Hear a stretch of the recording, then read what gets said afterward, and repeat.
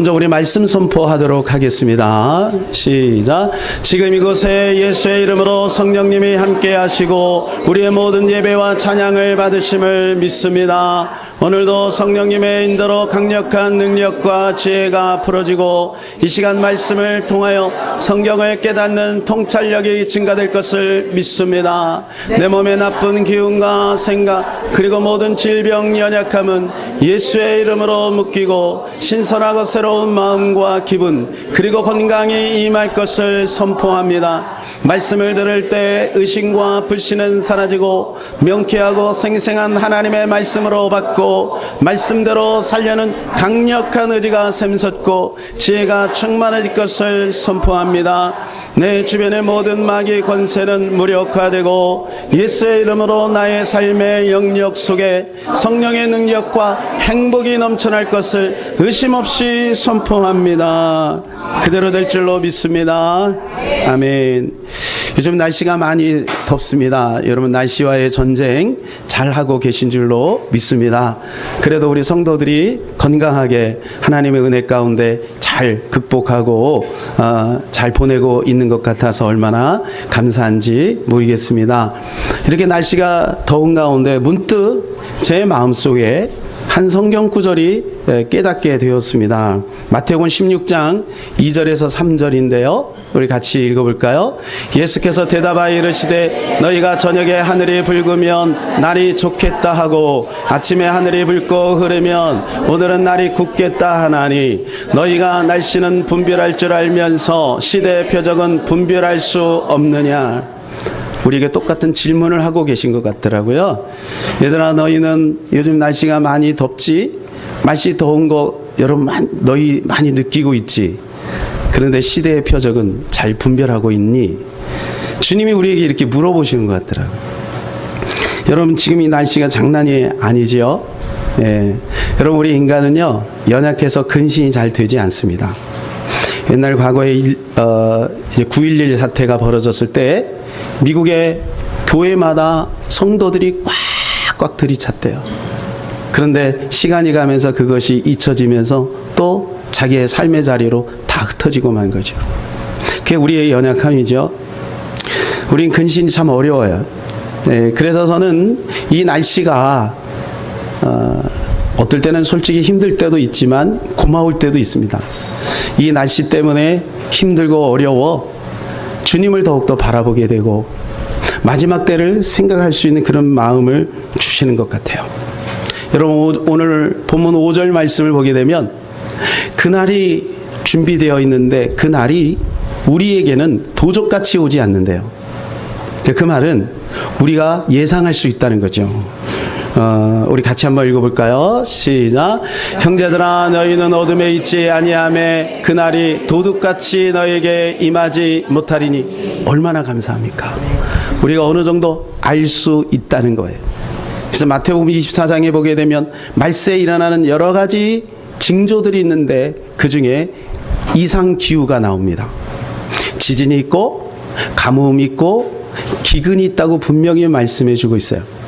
그래서 그러한 것들을 통해서 이 마지막 때를 우리가 바라보고 준비할 수 있도록 하나님께서 우리에게 사인을 계속해서 보내주신다는 거예요.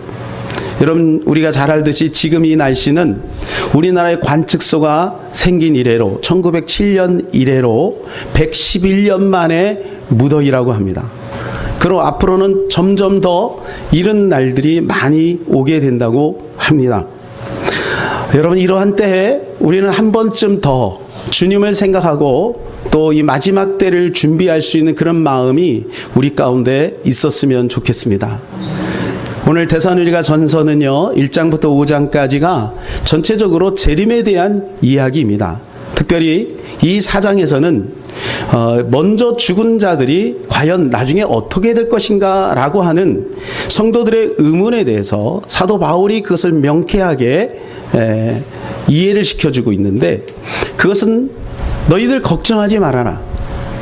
예수님이 부활하신 것처럼 그들도 분명히 부활할 것이다 라고 이야기를 하고 있는 거예요. 여러분 이들은 13절에 보게 되면 슬퍼하고 있었어요. 그러니까 그러니까 먼저 주 안에서 죽은 자들이니까 그때는 핍박이 많지 않았습니까? 우리가 이렇게 자연사 하는 것도 슬프지만 예수 믿는 것 때문에 고난을 당하다가 죽은 거예요. 얼마나 비참합니까? 그죠? 그러니까 안타까운 마음이 있는 거예요. 그래서 슬픔이 있는 거예요. 그래서 사도 바울이 너희들 그것 때문에 걱정하지 마. 너희들보다 먼저 하나님의 영광, 그리스도의 영광 안에 있으니 너희 걱정하지 마. 이렇게 말씀을 해주고 있는 것입니다. 여러분, 문맥상에서 그들이 얼마나 놀라운 축복을 이미 받고 있는지에 대해서 우리에게 이야기를 해주고 있는데요. 우리 한번 볼까요? 16절을 읽어봅시다. 주께서 호령과 천사장의 소리와 하나님의 나팔 소리로 친히 하늘로부터 강림하시리니 그리스도 안에서 죽은 자들이 먼저 일어나고. 여러분, 죽은 자들이 먼저 일어난다는 것은 무슨 말이냐 하면 그 죽은 자들이 먼저 그리스도의 영광에 동참한다, 그 말입니다. 여러분, 그리스도의 영광에 동참하기 위해서 우리는 이 자리에 있는 것이죠. 고해 같은 인생을 살면서도 힘들고 어려운 시간들을 보내면서도 우리가 이 자리를 떠나지 않고 하나님 앞에 예배하고 주님 앞에 죽도록 충성하며 달려가는 거 아니겠어요? 근데 여러분, 주 안에서 죽은 그들이 먼저 그리스도의 영광을 본다는 거예요. 여러분, 그 말을 들을 때 이 데살로니가 성도들은 얼마나 마음의 위로가 되었겠습니까? 여러분, 이것은 순식간에 일어나는 거예요. 순식간에 죽은 자들이 먼저 일어난다. 여러분, 무덤에서 죽은 자들이 탁 일어나면 영화에서 그 사람들을 뭐라고 해요? 좀비라고 하죠. 그런 상황이 아니라는 것을 이야기해 주는 거예요. 순식간에 14절 말씀을 보면요, 같이 읽읍시다. 우리가 예수께서 죽으셨다가 다시 살아나심을 믿을진대 이와 같이 예수 안에서 자는 자들도 하나님이 그와 함께 데리고 오시리라. 여러분, 우리는 여기에 있고 그가 데리고 오신다는 것은 이미 그들은 하늘에 있다는 이야기예요. 자, 그런데 여러분, 고린도전서 15장은 이제 부활장인데 거기서 이렇게 표현을 해주고 있어요. 51절에서 52절입니다. 시작. 보라, 내가 너에게 비밀을 말하노니 우리가 다 잠잘 것이 아니요 마지막 나팔의 순식간에 호련히 다 변화하리니 나팔 소리가 나매 죽은 자들이 썩지 아니할 것으로 다시 살아나고 우리도 변화되리. 이게 순식간에 일어나는 거예요. 여러분, 죽은 사람들이 100년이 됐던 1000년이 됐던 무덤에서 다시 일어나는 거예요. 순식간에 먼저 그들이 일어나고 그리고 나서 우리도 변화된다. 예.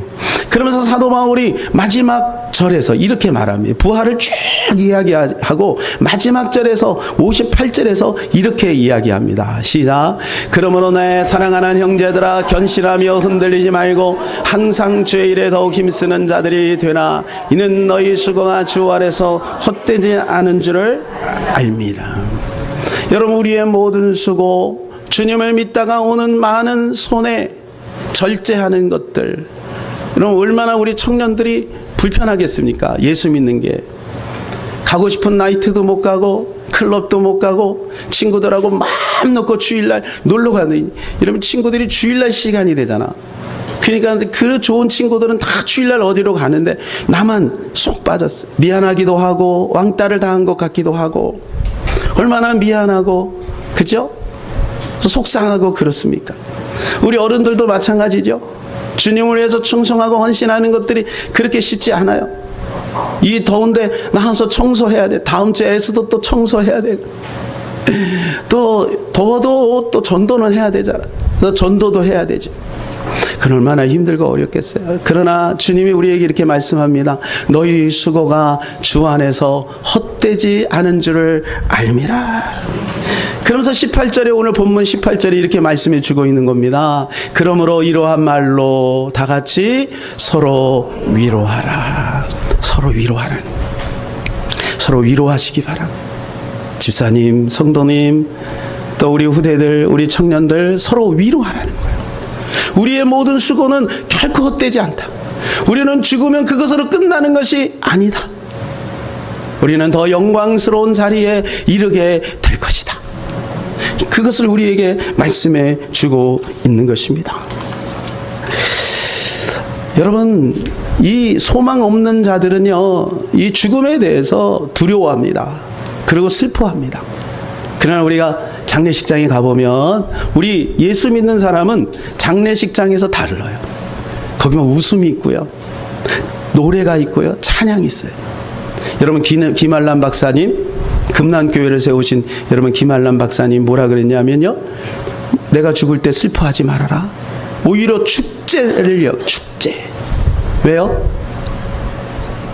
천국 입성식이니까. 그거만큼 영광스러운 게 어디 있겠습니까? 그러니까 그분은 그걸 보고 있는 거죠. 여러분, 성경은 오늘 우리에게 분명히 그것을 약속해 주고 있습니다. 그러므로 우리는 슬퍼와 죽음에 대해서 우리는 결코 슬퍼할 필요가 전혀 없습니다. 우리는 오히려 기뻐해야 되고, 이 죽음으로 서로 위로를 하라는 거예요. 죽음으로 위로를 하라는 거예요. 여러분이, 우리는 마지막 때 다 만나요. 그러나 만나지 못할 사람도 있어요. 미국의 어떤 할머니가 이제 죽음을 임박해서 자식들을 다 모아놓고 유언을 다 합니다. 유언을 하고 첫째부터 해서 see you again 다 이렇게 하고 맨 마지막 막내에게는 goodbye 그러는 거예요. 그러니까 인사가 좀 다르잖아요. 그래서 아니 엄마 왜 나한테는 굿바이 해? 그랬더니 너는 예수 안 믿잖아. 니네 형아들하고 누나들은 다 예수 믿어서 나중에 천국에서 다시 보게 되겠지만 너는 나를 못 봐. 그러니까 마지막이지. 여러분, 우리는 다시 만나야 돼요. 그날이 준비되어 있기 때문에 꼭 우리는 다시 만나야 돼요. 비록 이 땅에 고난이 있을지라도 우리는 그 고난 때문에 이 길을 저버려서는 아니 돼요. 계시록 2장 10절에 우리에게 이렇게 말씀해 줍니다. 너는 장차 받을 고난을 두려워하지 말라. 볼지어다 마귀가 장차 너희 가운데서 몇 사람을 옥에 던져 시험을 받게 하리니 너희가 10일 동안 환난을 받으리라. 내가 죽도록 충성하라. 그리하면 내가 생명의 관을 내게 주리라. 예수 믿는데 왜 옥에 들어가야 되죠? 예수 믿는데 왜 핍박을 받아야 되죠? 여러분, 예수 믿으면 핍박 받는 게 당연한 겁니다. 예수 믿으면 고통 받는 게 당연한 것입니다. 왜요? 저기 보니까 마귀라고 하는 존재가 있어요. 그래서 마귀가 장차 너희 가운데 몇 사람 옥에 던진대요. 왜요? 마귀는 우리를 못마땅하게 여기는 거예요. 그래서 우리를 공격하는 거죠. 그 공격받는다는 것은 뭐냐면 내가 잘 가고 있다는 것입니다. 그러니까 내가 어려움이 오고 고난이 오고 환난이 오면 여러분 왜 그럴까 그렇게 생각하지 마시고 사도 바울을 보시기 바랍니다. 예수님을 보시기 바랍니다. 12 제자를 보시기 바랍니다. 사도 요한을 보시기를 바랍니다. 그들은 다 고난과 환난 가운데 있었어요. 그러나 여러분, 그들은 고난과 환난을 기쁘게 여겼어요. 왜요? 생명의 면류관이 예비되어 있기 때문에 그렇습니다. 여러분, 분명히 그 다음 세계가 있어요. 모든 종교에서 영혼에 대해 궁금함을 가지고 있는데 이 영혼에 대해서 죽은 후에 어떻게 될 것인가. 여러분, 불교에서는 윤회설을 말합니다. 그죠? 예, 윤회설. 윤회설이 뭐예요? 이 잘못하면 하급 동물로 태어난다. 쥐새끼로 태어난다.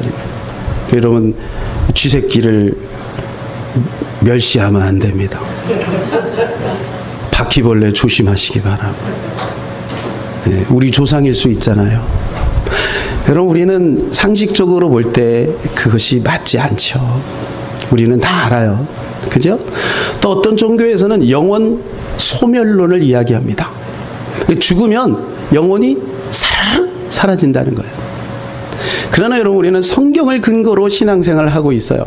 그래서 성경에선 뭐라고 말씀해 주고 있는지를 잘 봐야 되겠죠.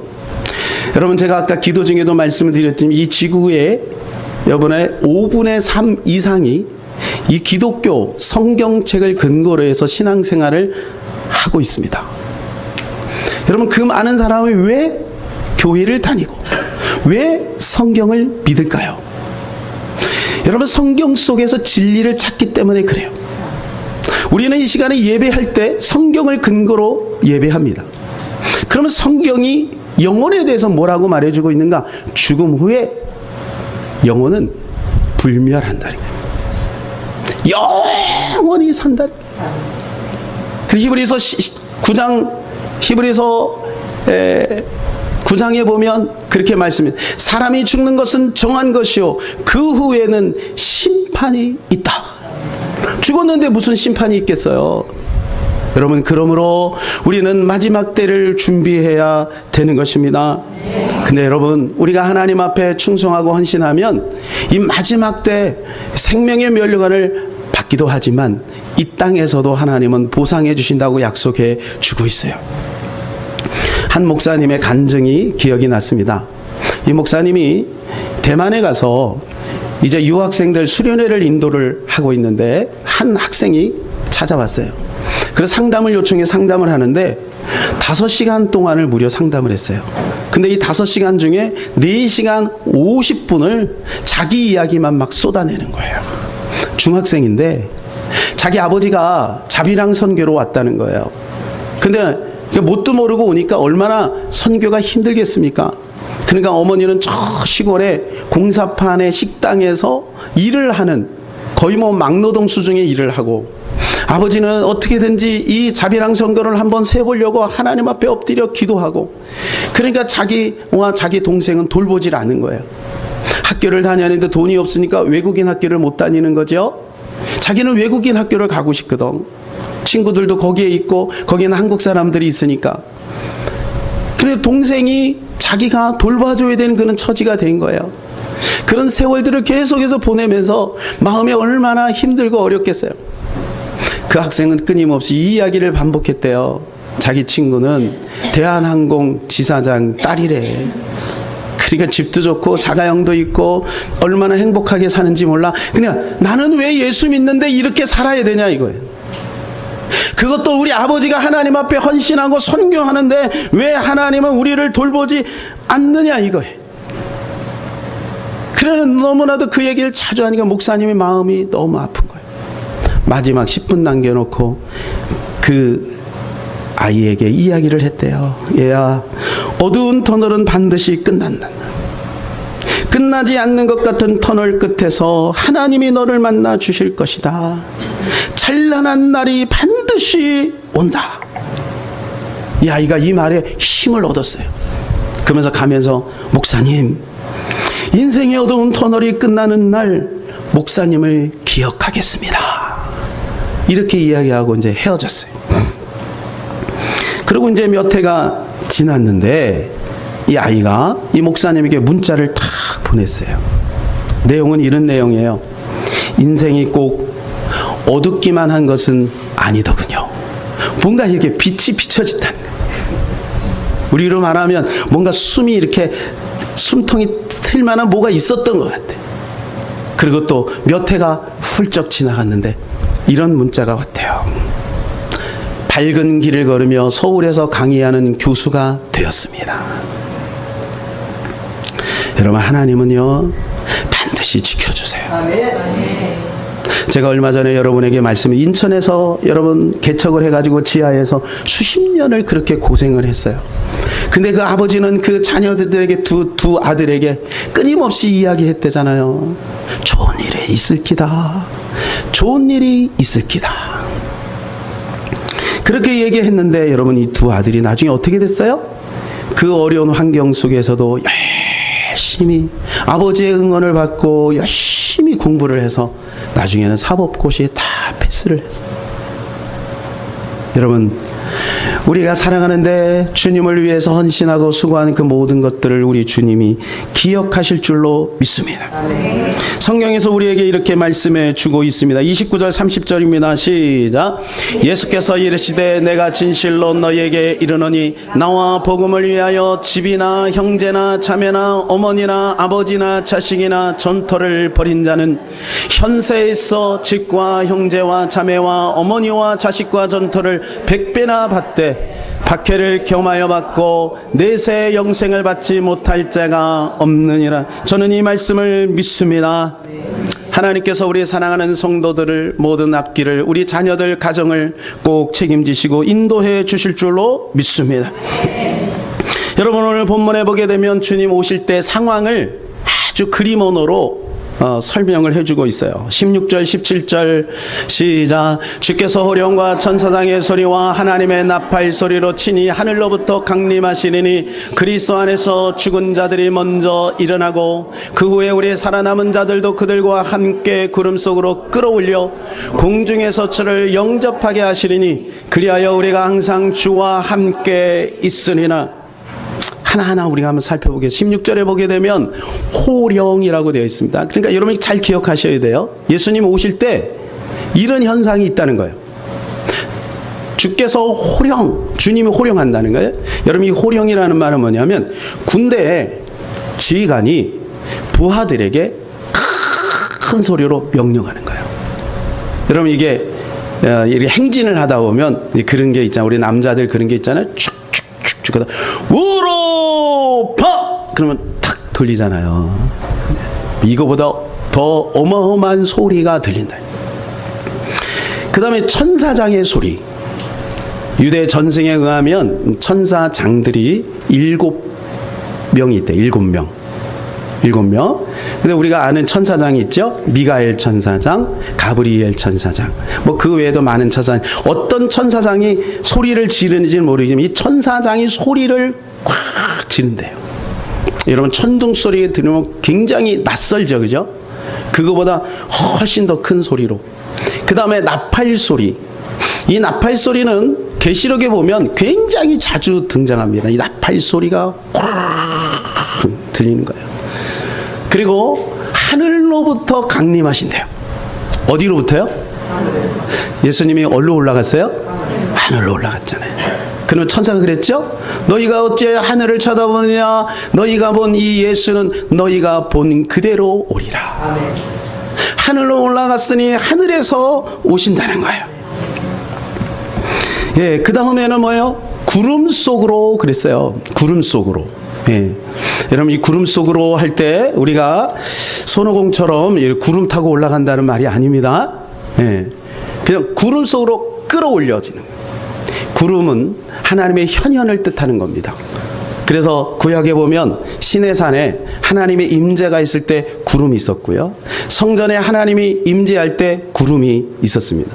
변화산상에서도 구름 속에서 소리가 들려 이는 내 사랑하는 아들이여 내 기뻐하는 자라 그런 음성이 있었죠.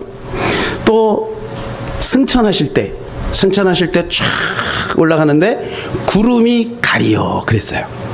그러니까 여러분 이 구름 예수님이 오실 때 요즘에 보니까 이 구름이 굉장히 선명해요. 그죠? 얼마나 이쁜지 몰라요? 예. 예수님이 오실 때 여러분 어떤 모습으로 올지 우리가 대충 짐작이 됩니다. 그 다음에는 끌어올려 그랬어요. 끌어올려. 여러분 이 끌어올린다는 것은 독수리가 먹이를 탁 낚아채 갖고 끄집어 올리는 걸 뜻하는 거예요.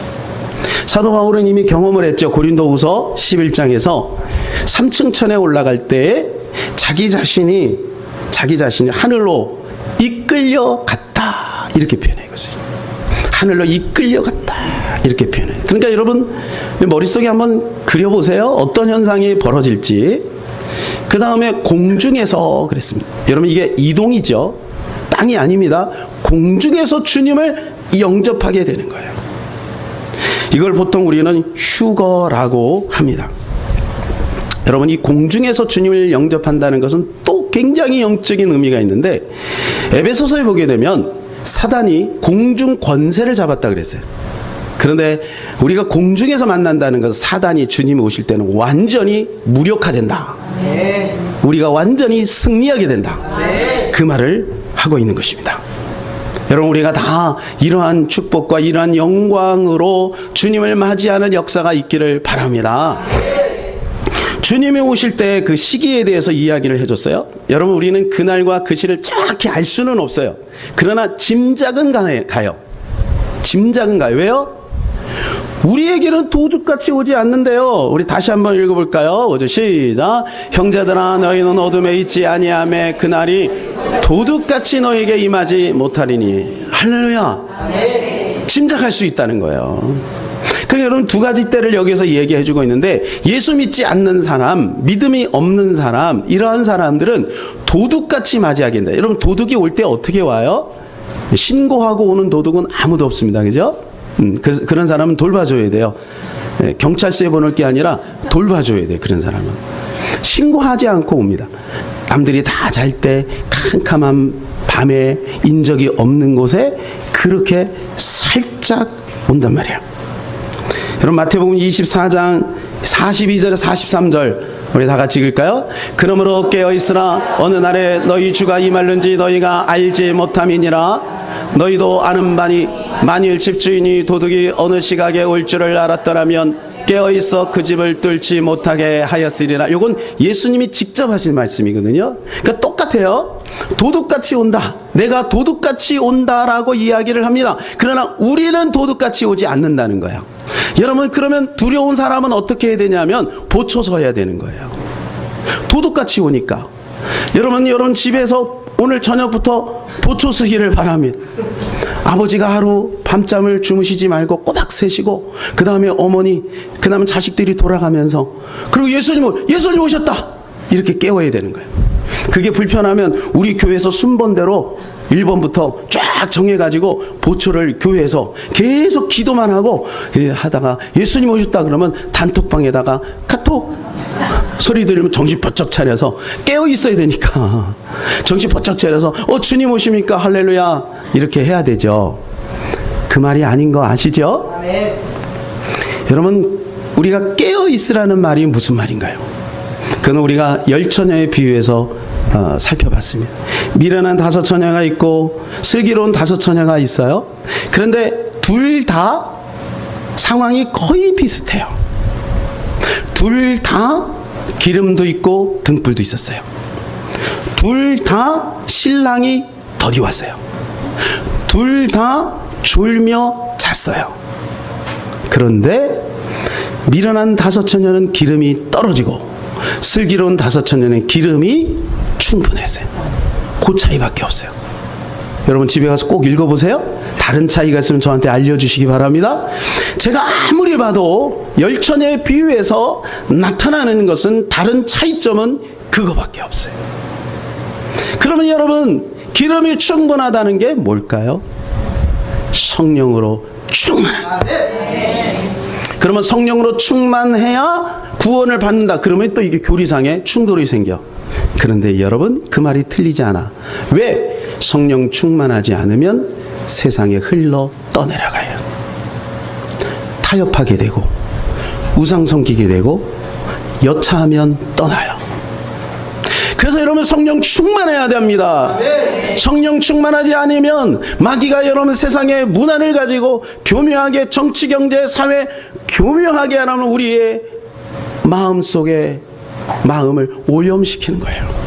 그래서 성령 충만해야 우리는 그때를 맞이할 수 있는 것입니다. 두 번째는 해산의 때예요. 해산의 때. 여러분 해산의 때를 알아요 몰라요? 여러분 가끔 가다 보면 기차에서 또 비행기 안에서 출산하시는 분들이 있어요. 여러분 그 얘기 들으면 어떤 생각이 들어요? 아우 잘했다 이런 생각이 들어요? 좀 답답하지 않아요? 여러분 해산의 때를 알아요. 누가 알아요? 가족들이 다 알아요. 피치 못할 사정에 의해서 거기에 몸을 싣고 여행을 할 수밖에는 없었지만 해산의 때는 알아요. 왜 알아요? 해산의 때를 왜 알지요? 배가 부르잖아요. 배가 남사만하게 이렇게 불어서 저분은 얼마 안 있으면 출산하겠구나 그 생각을 다 하죠. 본인도 알죠. 그런데 여행을 하는 거예요. 방심하는 거죠. 또 어떤 사람은 어쩔 수 없이 예수님의 어머니도 보니까 호적하라고 하니까 어쩔 수 없이 베들레헴에 가야 되잖아요. 그리고 어쩔 수 없이 여행을 하다가 아기를 낳은 거예요. 여러분 어쩔 수 없이 믿음을 저버리는 사람들이 있어요.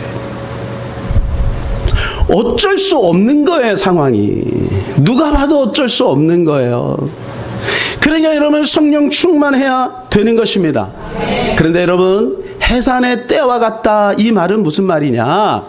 모든 사람이 다 느끼고 안다는 거예요. 여러분, 이 날씨가 요즘 많이 덥잖아요. 이상기후가 자꾸 생기잖아요. 우리는 영적으로 깨어있기 때문에 알아요. 아, 이게 지금 뭔가가 있구나. 우리는 알게 되는 거예요. 그래서 준비하게 되고 근신하게 되는 것입니다. 여러분, 마지막 때 이런 현상이 벌어진대요. 마태복음 24장 37절에 39절 시작. 노아의 때와 같이 인자의 맘도 그러하리라. 홍수전에 노아가 방주에 들어가는 날까지 사람들이 먹고 마시고 장가들고 시집가고 있으면서 홍수가 나서 그들을 다 멸하기까지 깨닫지 못하였으니 인자의 이 맘도 이와 같으리라. 평범한 삶을 사는 거예요.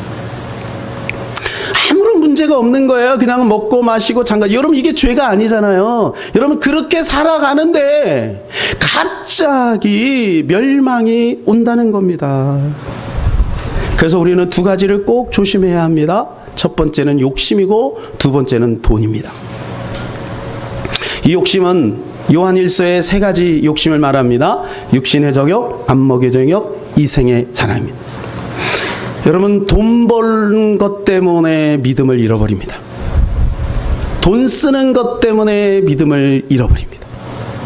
그래서 여러분, 이 말세에는 여러분 늘 깨어 있어야 될 줄로 믿습니다. 그래서 우리가 예비를 해야 되는데, 우리가 예비를 어떻게 할 것인가? 8절에 이렇게 말씀을 해주고 있습니다. 우리는 낮에 속하였으니 정신을 차리고 믿음과 사랑에 호신경을 붙이고 구원의 소망의 투구를 쓰자. 네, 이렇게 예비하고 있으면 되는 거예요. 여러분, 오늘 잘 기억하세요. 이 세 가지 예비하고 있으면 돼요. 아니, 예비하고 학교 가고, 예비하고 직장 가고, 예비하고 사업하고, 예비하고 여행하면 되잖아요. 그죠? 예비하면 되는 거예요. 예비하면. 첫 번째가 정신을 차리라.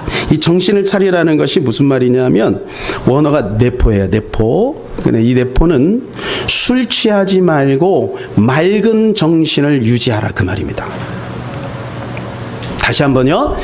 술 취하지 말고 맑은 정신을 유지하라. 이게 NAV 영어 성경에서는 뭐라고 하냐면 셀프 컨트롤드로 되어 있습니다.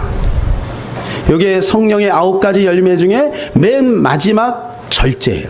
이게 셀프 컨트롤입니다. 여러분, 그 TV를 우리가 조종하는데 어떻게 해요? 요즘에는 멀리서 이게 하죠. 이게 무선 이 컨트롤, 이게 리모컨으로 조종하죠. 이렇게 조종할 수 있어야 된다는 거예요. 내가 7을 누르면 7이 이렇게 보이잖아요. 조종 가능해야 된다. 여러분, 우리가 우리 스스로 조종할 수 있어야 되는 거예요. 밤에는 잠을 자야 되고 아침에는 열심히 일을 해야 되는 거죠. 그러니까 우리 스스로를 조절할 수 있는 힘이 있어요. 공부할 때는 공부를 해야 되고 쉴 때는 쉬어야 되는 거죠. 근데 이 조절력이 망가지면 안 된다는 거예요. 조절 능력이.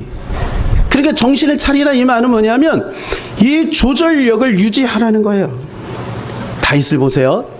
다윗이 사울 왕 앞에서 자기를 공격하는 사울 왕은 어떻게 했어요? 하나님의 말씀 안에서 믿음으로 조절했어요. 자기의 감정을.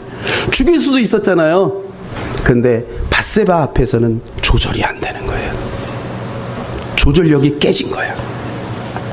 이건 정신을 차린 것이 아니에요. 정신을 차리라, 그 말은 조절 능력을 날마다 회복하고 살아라. 그 다음에는 믿음과 사랑의 호신경을 가지라 그랬어요. 이 호신경은 흉배를 뜻하는 것입니다. 옛날로 말하면 가슴에다 이 흉배를 이렇게 딱 붙이죠. 그래야 칼이 안 들어오잖아요. 그죠? 여러분, 이걸 붙이고 사는 게 쉬울까요? 어려울까요? 전쟁 중에 당연히 하겠지만 평상시에는 이거를 띄게 돼 있어요. 그런데 이 말세를 당한 우리는 평상시에도 요거를 붙이고 있으라는 거예요. 요거 안 붙이면 칼 들어오면 찔려요. 여러분, 안전띠 매는 게 편해요? 푸는 게 편해요? 푸는 게 편하죠? 나도 모르면서 안전띠 푸는 거예요. 완전 군장하고 뛰다가 내부안에 딱 오면 다 헤쳐놓는 거예요. 나 혼자 있을 때 다 헤쳐놓는 거지. 우리 가족에 있을 때, 가족끼리 있을 때 다 헤쳐놓는 거예요. 여러분, 그러니까 순간 미운 마음에 칼이 쑥 들어와서 우리의 가슴을 찌르는 거예요. 그래서 여러분, 우리 날마다 이것을 붙이고 있어야 돼요. 믿음을 붙이고 있고 사랑을 붙이고 있어야 돼요. 그리고 구원의 소망의 투구. 이 투구는 지금으로 하면은 철모를 뜻해. 철모. 이 철모를 쓰고 있는 게 편해요? 벗는 게 편해요? 철모 여름에 쓰고 있으면 굉장히 힘들거든요. 그래서 보초 쓰다가 고참들은 어떻게 하죠? 쫄다고 야 망봐. 그리고 철모 벗거든. 여긴 안 웃는 거 보니까 우리 남자분들은 성실하게 이렇게 쓰고 계셨나 봐요. 저는 많이 벗었거든요.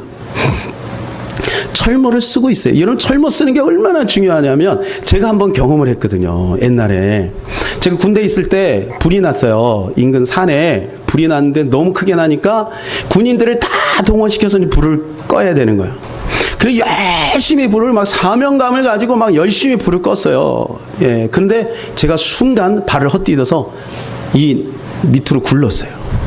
정신없이 몇십 바퀴를 굴렀는지 몰라. 막 그러다가 순간에 바위에 머리를 꽝 쳤어요. 그때 제가요 철모가 얼마나 고마운지를 알았어요.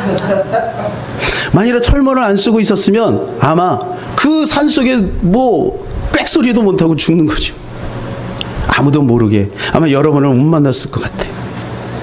철모가 우리를 보호해 주는 거예요. 여러분, 그러니까 구원의 소망의 투구를 벗어 던지면 안 됩니다. 아무리 더워도 아무리 피곤해도 우리 주 예수 그리스도 십자가 그 부활로 말미암아 내가 구원받았다라고 하는 구원의 감격과 그 은혜와 즐거움을 날마다 유지하며 사는 저와 여러분 되시기를 예수님의 이름으로 축복합니다. 네. 그런데요, 그 상태가 어떤지에 대해서 오늘 탁 요약해주는 구절이 있는데 그것이 10절이에요. 우리 10절 같이 한번 읽겠습니다. 예수께서 우리를 위하여 죽으사 우리로 하여금 깨어있든지 자든지 자기와 함께 살게 하려 하셨느니라. 요게 결과입니다. 여러분, 예수님이 오셔가지고 우리를 하늘로 공중으로 끌어올려 신부단치를 쫙 벌려주는 그 결과가 바로 이거예요. 여러분, 이 말씀을 꼭 기억하시기 바랍니다. 우리가 예수 믿고 교회 다니는 이유는 천국 가기 위함이 아니에요. 예수님과 영원히 살기 위한 거예요. 그래서 우리는 예수님과 동행하는 즐거움을 가지고 있어야 돼요. 예수님과 함께하는 즐거움을 가지고 있어야 돼요. 여러분, 그것이 여러분의 즐거움입니까? 한번 여러분이 물어보세요. 나에게 나의 즐거움은 무엇인가? 예수님과 함께하는 것이 즐거움이 돼야 돼요. 여러분, 그렇지 않으면 그분들은 천국 가도 재미없어.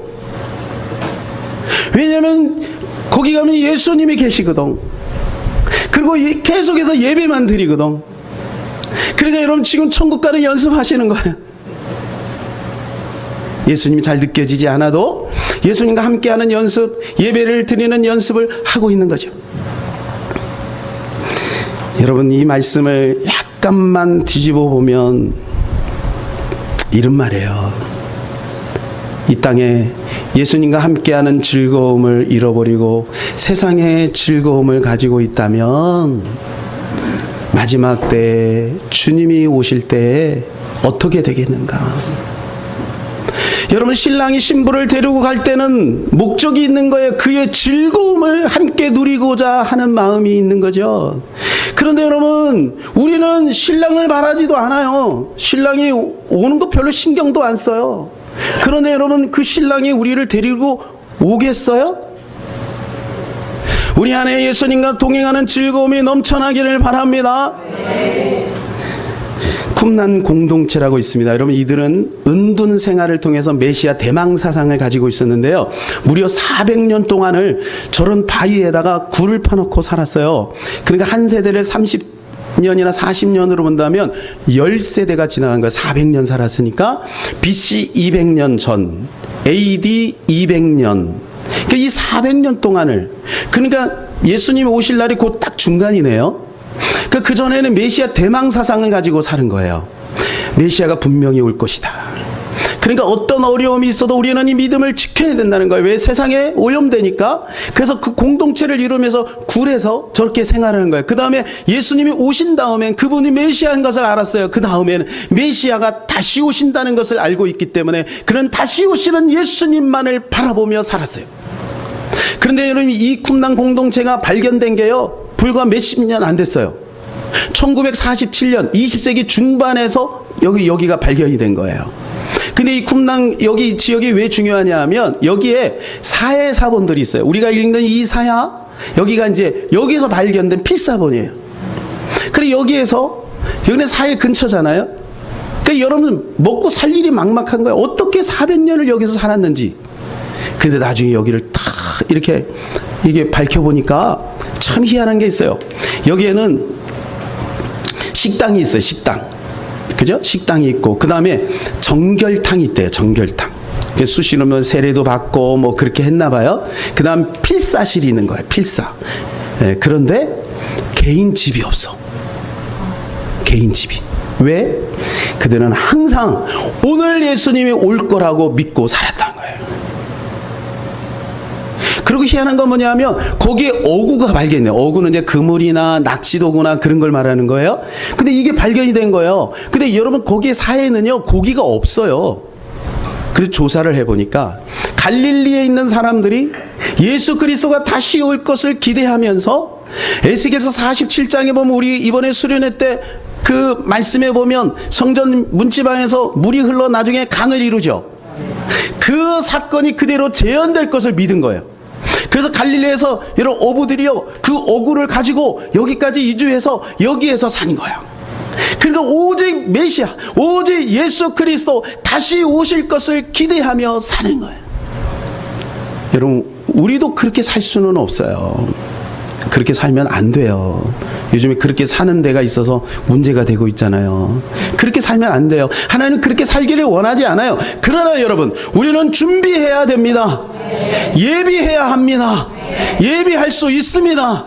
하나님의 은혜 속에서 정기적으로 예배하고 하나님 말씀과 은혜 가운데 있고 사랑과 믿음의 호신경을 가슴에다 붙이고, 좀 불편해도 붙이고 있어야 돼. 머리에 구원의 투구를 쓰고 그 다음에 정신을 차리고 내가 이 조절력이 살아있는지 없는지 자꾸 확인하고, 그래서 여러분, 깨어 있으면 예비하는 거예요. 그리고 우리의 삶을 열심히 살아가다 보면 어느 순간에가 주님이 오실 때 주님 어서 오시옵소서라고 주님을 기쁨으로 맞이하게 될 줄로 믿습니다. 이 시간에 우리 같이 찬양 한번 하고요, 기도하기를 원합니다. 그날이 도적같이. 우리 같이 한번 찬양합니다.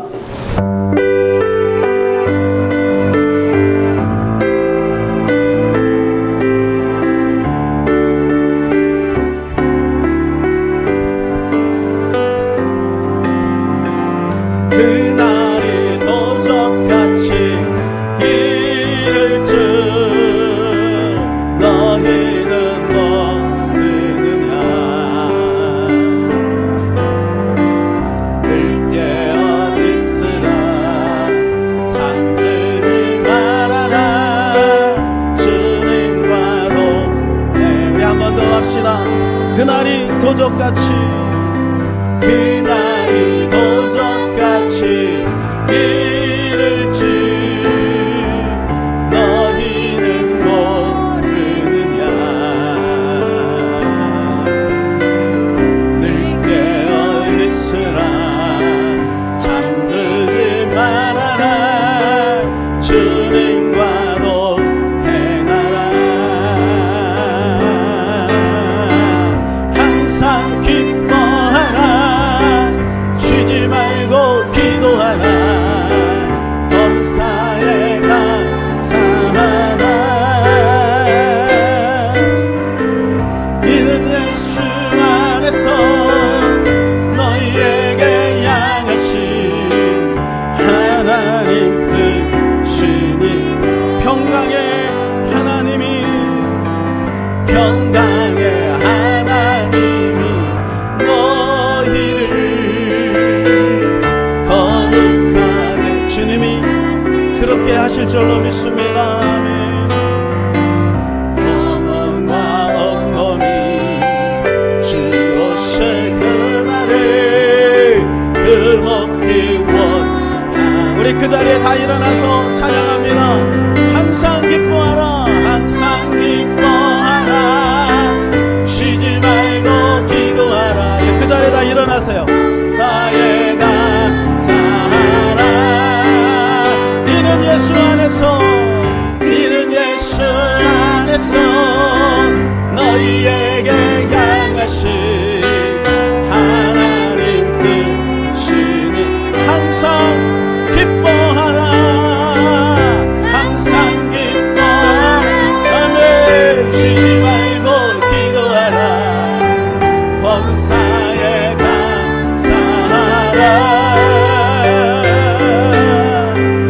이는 예수 안에서 너희에게 향하신 하나님 뜻이니라.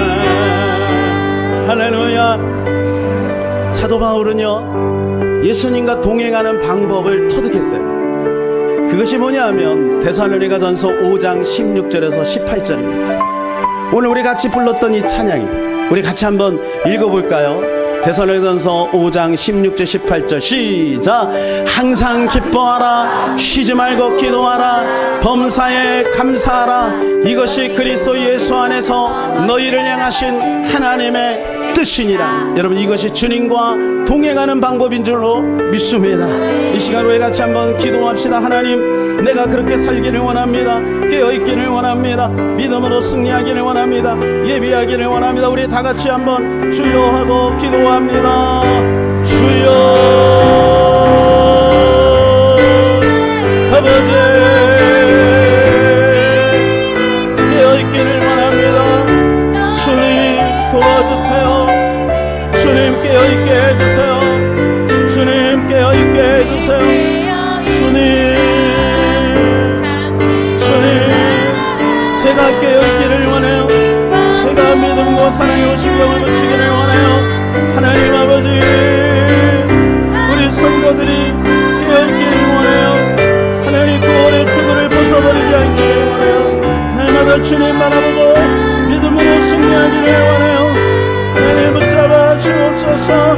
주님, 우리 성도를 꼭 붙잡아 주셔서 이 마지막 때 승리하게 하시고 주님 오실 때 차례딱 칭찬받게 하여 주옵소서. 아멘. 하나님 감사합니다. 주님을 알게 하시고 주님을 바라보게 하시고 그날을 준비케 하시니 감사합니다. 우리 모든 성도들 함께 그날을 준비할 수 있도록 도와주옵소서. 예수님의 이름으로 기도하옵나이다. 아멘.